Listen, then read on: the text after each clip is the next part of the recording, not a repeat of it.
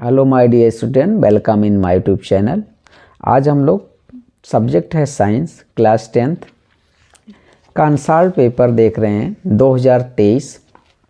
Set है 2 part आपका chemistry में कंप्लीट किया जाएगा और पार्ट ये में आपके पास सब सेक्शन बी का क्वेश्चन उठाएंगे और यहाँ से आप देखेंगे तो ऑप्शनल क्वेश्चन होता है और यहाँ पर पूछा है which of the following metal produce hydrogen gas with cold water. इसमें से कौन सा मेटल ऐसा है जो कोल्ड वाटर के साथ रिएक्शन करके हाइड्रोजन गैस रिलीज करता है। तो हाइड्रोजन गैस प्रोड्यूस करता है तो यहाँ पर आप देखेंगे तो पोटेशियम कोल्ड वाटर से रिएक्शन करके potassium hydroxide plus hydrogen gas बनाता है। क्योंकि इसमें जो पोटेशियम होता है ना वो काफ़ी रिएक्टिव होता है, मोर रिएक्टिव होता है। तो यहाँ पर है पोटेशियम सोडियम क्या करते हैं, react violently with cold water के साथ बहुत तेज़ी से रिएक्शन करते हैं और ये आपके पास मोर रिएक्टिव है।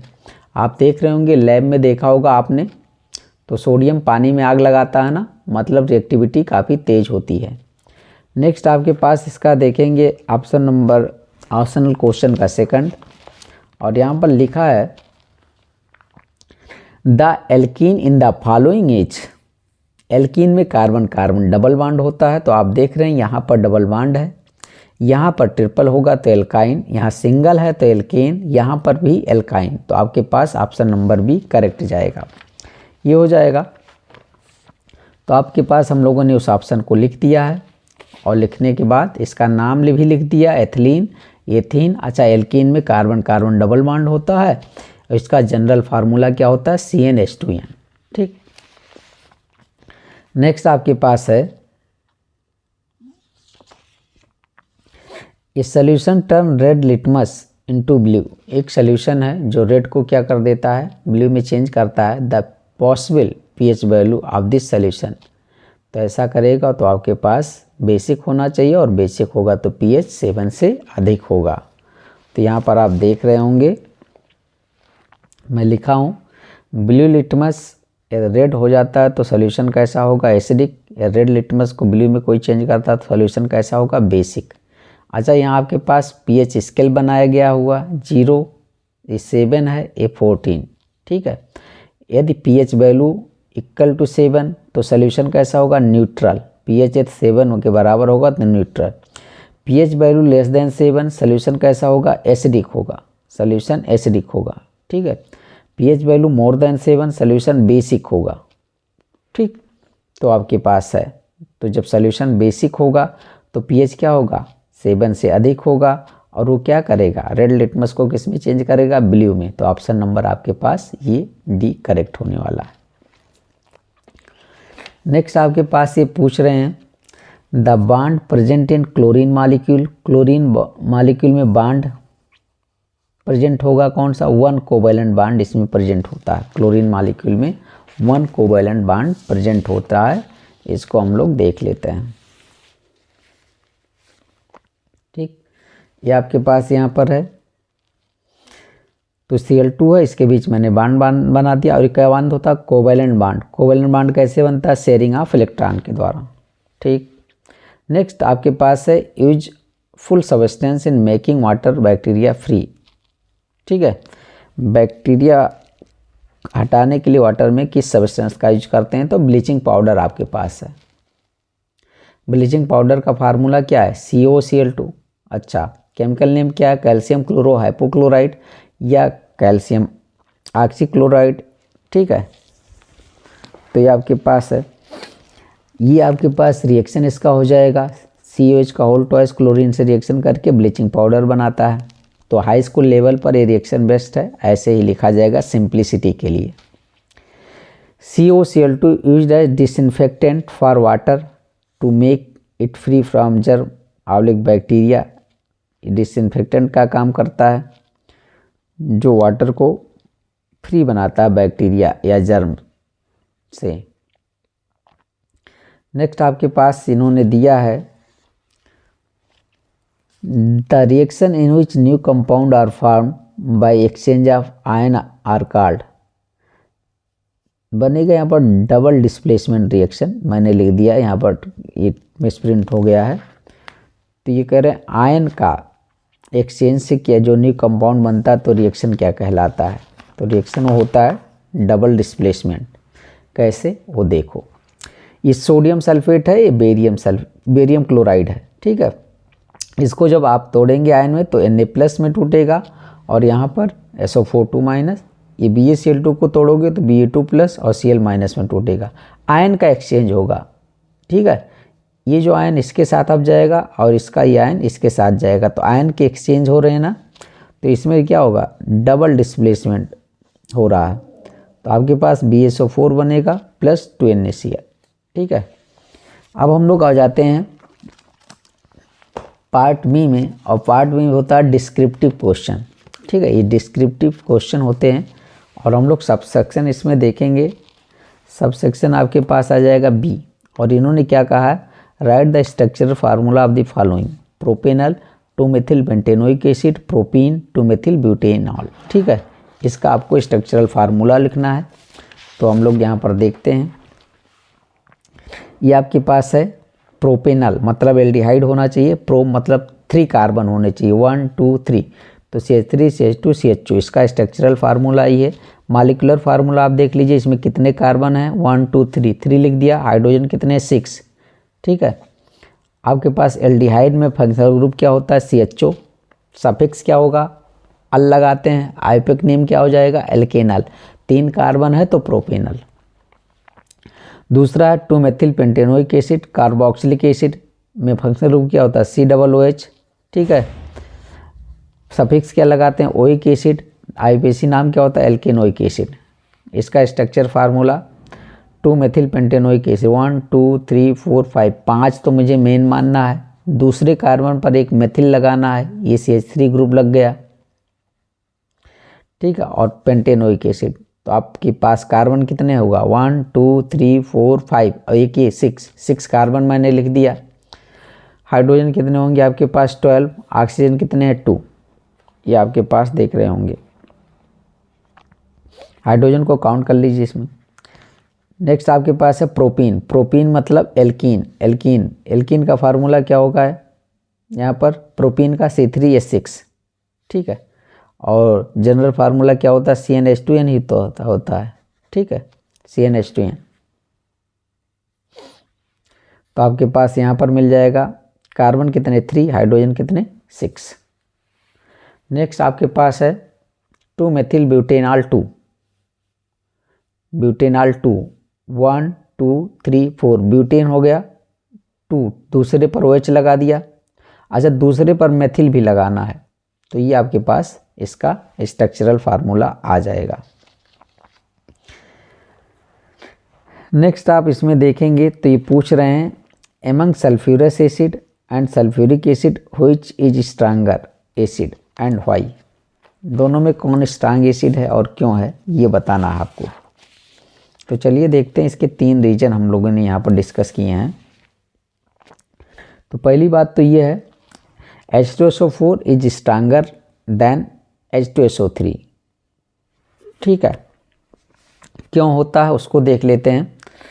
Because additional oxygen in H2SO4 then H2SO3 making it more electronegative and more capable of donating proton which make it a stronger acid.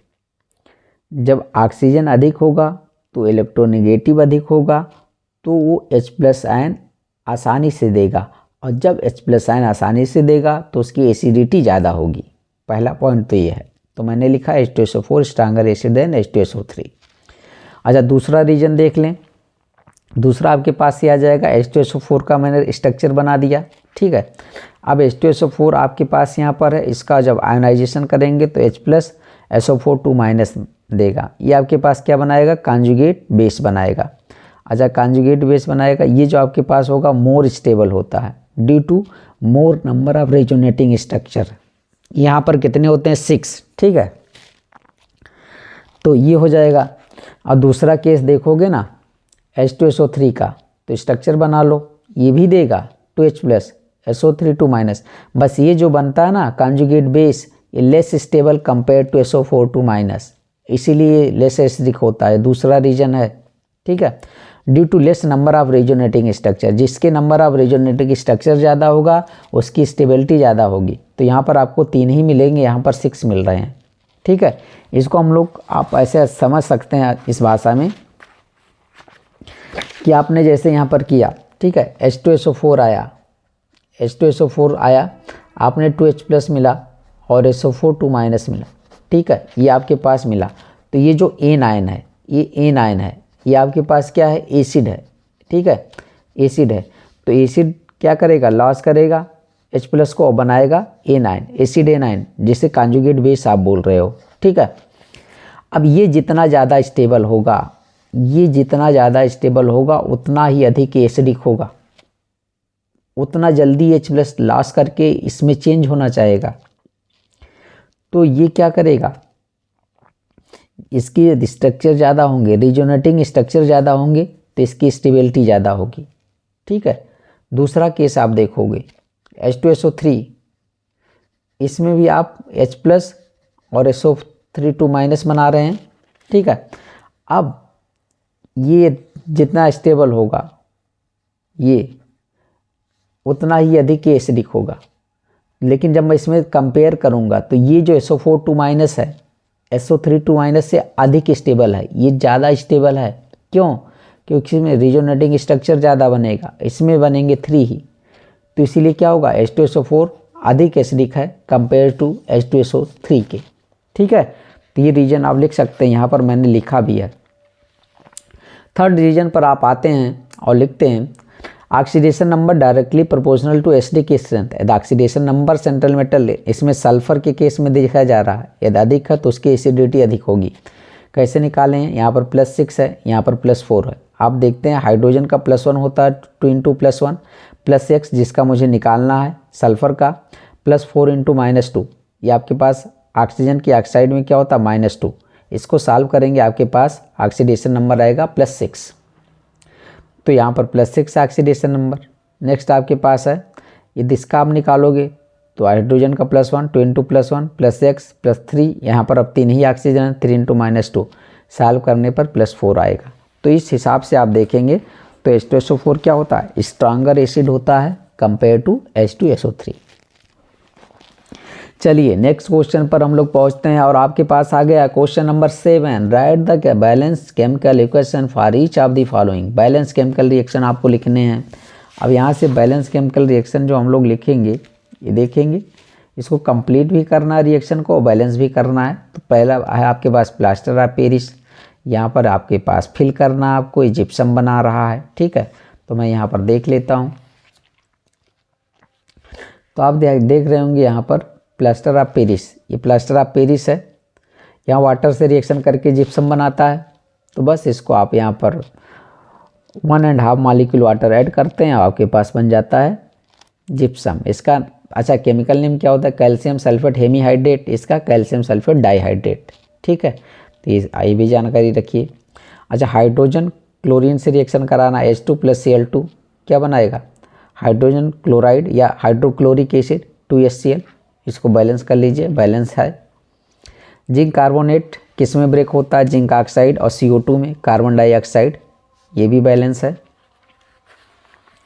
Next आपके पास मैग्नीशियम है और यहाँ पर मैग्नीशियम क्लोराइड हाइड्रोजन बनता है, तो यहाँ पर हाइड्रोजन क्लोराइड आएगा। तो रिएक्शन करने के बाद ऐसा प्रोडक्ट आपको मिलेगा जो कि बैलेंस ए भी है।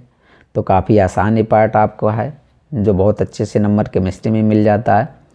Barium chloride sulphuric acid reaction करके बनाता है बेरियम सल्फेट हाइड्रोक्लोरिक एसिड। तो बस बेरियम क्लोराइड का फार्मूला BaCl2 H2SO4 BaSO4, यहाँ पर 2HCl बन जाएगा। ठीक है, इसको बैलेंस कर लेंगे हम लोग। और लास्ट में आप सब देख रहे होंगे यहाँ पर silver nitrate plus sodium iodide, ये आपके पास क्या बनाने वाला है, silver iodide plus sodium nitrate AgNO3 plus NaI AgI NaNO3। नाम तो यहाँ पर लिखा ही है और बैलेंस भी है, इधर Ag1 है, इधर भी 1, इधर नाइट्रेट 1 है, नाइट्रेट 1 है, I इधर 1 है, I इधर 1 है। ठीक है, तो ये हो जाएगा। अब नेक्स्ट आपके पास देख रहे होंगे, ये पूछ रहे हैं, चाहे तो आप बैलेंसिंग वाला करिए या फिर आप ये करिए R करके है, तो बैलेंसिंग वाला काफ़ी बेस्ट है। और बहुत अच्छा नंबर मिलेगा। यहाँ पर या तो फिर ये दो नहीं हो पाता है तो आप इसको अटेम्प्ट कीजिए। डिसोसिएशन रिएक्शन, कोरोजन, गैल्वेनाइजेशन सब 2-2 नंबर के हैं, ठीक है।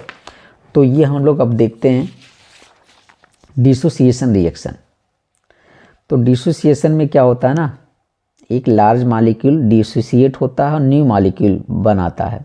तो यहाँ पर आप देख रहे होंगे, यहाँ पर मैं लिखा हूँ, ये reaction when larger molecule will dissociate to form new molecule by use of some energy, ठीक। It is reversible in nature, ठीक। सिंगल रिएक्टेंट ब्रेक होगा, 2 और मोर प्रोडक्ट बनेगा और इसमें से मोस्टली क्या होते हैं, एटम और आयन होते हैं। आयन पर विशेष ध्यान दीजिए। अच्छा हाँ, रिवर्सिबल होता है, ये ध्यान देना आपको। तो यहाँ पर HCl जैसे है एक्वस, इसका डिसोसिएशन होगा, रिवर्सिबल का साइन लगाया H+Cl-, ऐसे NaCl का Na+Cl-, यह है एक्वस। एक्वस एक्वस सब जगह, ये सॉलिड एक्वस, ठीक है, ये आपके पास है। तो ये हो जाएगा आपके पास डिसोसिएशन रिएक्शन। नेक्स्ट आपके पास आता है कोरोजन। कोरोजन क्या होता है कि जैसे मेटल के सरफेस पर, ठीक है, उस पर क्या लगना होता है, उसके मेटल के सरफेस का ख़राब होना, डिटीरियोरेट होना, ये क्या होता है कोरोजन। तो मैं पढ़ लेता हूँ। Corrosion is the process where metal oblique material deteriorate as a result of reaction. ये क्या होता है, मेटल का डिटीरियोरेट होना क्या है, एक रिजल्ट है रिएक्शन का विथ एयर, मॉइस्चर या एसिड, ठीक है। इससे रिएक्शन करके वो मेटल या मटेरियल ख़राब होने लगता है। तो ये देखिए हम लोग आयरन का केस लेते हैं, iron plus water plus air, ठीक है, ये आपके पास है। ये जब तीनों कॉन्टैक्ट में आते हैं तो आयरन पर रस्ट लगता है। तो मैं यहाँ पर रिएक्शन लिख रहा हूँ। यहाँ पर आयरन जैसे मैंने ले लिया, वाटर और O2 ये सब कॉन्टैक्ट में आएंगे तभी रस्ट लगेगा। और रस्ट का फार्मूला क्या होता है, Fe2O3 × XH2O, hydrated iron oxide, ठीक है। तो ये है। अच्छा मान लो आपके पास एयर प्लस वाटर होगा तभी रस्ट लगेगा। यदि आपने कहा कि आयरन के साथ एयर में लगा दूं और वाटर या मॉइस्चर या एसिड ना हो तो रस्ट नहीं लगेगा। इसीलिए आप देखते होंगे गाँवों में जो ट्रैक्टर वगैरह गाड़ियाँ खड़ी होती हैं वो छत के नीचे खड़ी होती हैं ना, क्योंकि उससे बारिश ना हो और मॉइस्चर के कांटेक्ट में ना आए, वाटर ना लगे, तो फिर रस्ट नहीं लगेगा। मतलब दोनों ज़रूरी है साथ साथ, तभी रस्ट लगेगा, एक होगा तो नहीं लगेगा। और नेक्स्ट इसका देखो गैल्वेनाइजेशन है, इसी से रिलेटेड है गैल्वेनाइजेशन। ये क्या होता है, the process of deposition of a thin layer of zinc on iron surface is called galvanisation. Iron के सरफेस पर जिंक का कोटिंग करना ही गैल्वेनाइजेशन होता है। और इससे क्या फ़ायदा होता है, this is done to prevent rusting of iron. Rusting of iron को बचाने के लिए ये हम लोग करते हैं। कैसे प्रोटेक्ट कर रहा, by protecting it to come in contact with air and moisture. सबसे पहले एयर और मॉइस्चर के कांटेक्ट में आएगा क्या, जब आप जिंक की कोटिंग करोगे। क्यों आएगा, क्योंकि जिंक मोर रिएक्टिव होता है कंपेयर टू आयरन। तो मैं यहाँ पर आयरन लिया हूँ, दिखाने की कोशिश किया जाता है आयरन की कोटिंग इसके ऊपर करेंगे, ठीक है। तो मैंने इसकी कोटिंग कर दिया, आयरन के ऊपर जिंक की कोटिंग। अब जिंक क्या करता है, एयर से रिएक्शन करके जिंक ऑक्साइड बनाएगा, ये हार्ड लेयर हो जाएगी। अब इस हार्ड लेयर के कांटेक्ट में एयर वगैरह आएंगे जो कि इसको पार करके आयरन तक पहुंचने में काफ़ी मुश्किल होगा, इसलिए रस्टिंग इसमें नहीं लगेगा, आप बहुत स्लो हो जाएगा। रस्टिंग से बचाने के लिए ऐसा किया जाता है। तो हार्ड लेयर बन जाएगा, prevent air pass through it. तो इस हार्ड लेयर से एयर पास नहीं हो पाएगी, और जब पास नहीं होगा तो आयरन के कांटेक्ट में नहीं जाएगा, तो आयरन पर रस्ट नहीं लगेगा। तो ये था गैल्वेनाइजेशन, ठीक है। तो आपके पास क्या होता है गैल्वेनाइजेशन, आयरन की सरफेस पर जिंक का कोटिंग करना ही क्या कहलाता है? गैल्वेनाइजेशन। तो ये हम लोगों ने सेट नंबर 2 कंप्लीट कर लिया है मात्र 20 मिनट में। तो आप सब वीडियो को देखिए और वीडियो को लाइक कीजिए तथा चैनल को सब्सक्राइब कीजिए। Thank you for watching.